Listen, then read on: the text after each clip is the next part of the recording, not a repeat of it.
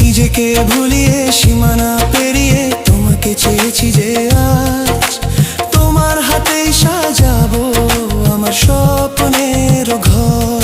আমি তোমার প্রেমে পড়ে দুনিয়া ভুলে গেছি।